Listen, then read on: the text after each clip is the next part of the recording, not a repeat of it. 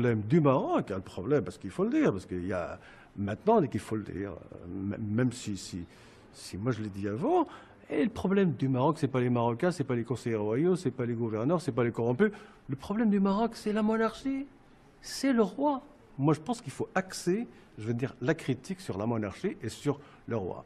Et puis, moi, je pense que si on avait des journaux entièrement libres, on dirait, le problème du Maroc, c'est ce type-là. Et ce type-là, il s'appelle Mohamed VI.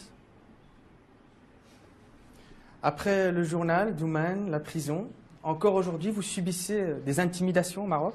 Oui, bien sûr, mais ça c'est normal. Hein. Ça c'est normal parce que c'est un régime qui veut de vous une soumission totale.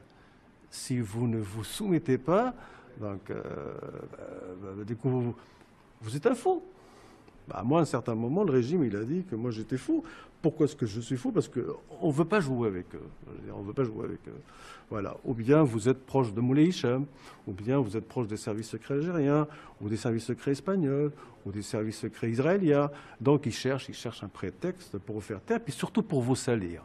Mais ça, moi, je pense qu'à la longue, hein, je veux dire, les gens, dès qu'ils s'en rendent compte. Vous êtes à la tête de Demain Online. Pour vous, c'est le second souffle après le journal? Ça n'a rien à voir avec le journalisme d'avant, hein, parce que Demain Online, on s'amuse beaucoup plus, et puis on dit vraiment ce qu'on a envie de dire, quoi. Mais pas, je veux dire, on ne fait pas de pamphlets, on n'est pas là à injurer les gens ou à les insulter. On sort une information qu'au Maroc, on n'arrive pas à écouter, à écrire et puis exprimer. Par exemple, on dit que Mohamed VI est un tyran, c'est un dictateur, c'est un autocrate. Mais ça, c'est la réalité. Mais traiter quelqu'un de dictateur autocrate, ben, je veux dire, c'est pas une injure, c'est la réalité. On dit ce que, je veux dire, ce qui a été publié par la presse internationale respectable, ça veut dire qu'au Maroc, qu'il y a le trio de la corruption. C'est pas Ali Marabouh qui le dit, c'est pas Demain Online. Je veux dire, ce sont des papiers, ce sont des rapports de l'ambassade américaine à Rabat, à l'époque de Bush, je veux dire, une ambassade d'un pays qui est allié avec le Maroc, et qui nous disent que le trio de la corruption, c'est Mohamed Mounir Majidi, le secrétaire particulier du roi, c'est Fouad Ali El-Himma, je veux dire, l'homme le plus proche, le conseiller le plus proche du roi, et c'est le roi lui-même. Et c'est pas moi qui le dis.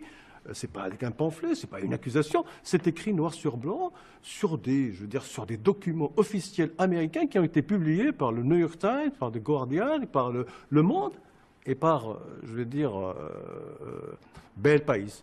Donc nous, on fait, écoutez, on a repris ce document et puis on a dit aux Marocains, mais regardez ce qu'ils écrivent en Espagne, en Angleterre, en France et aux États-Unis. Donc c'est ça Demain Online.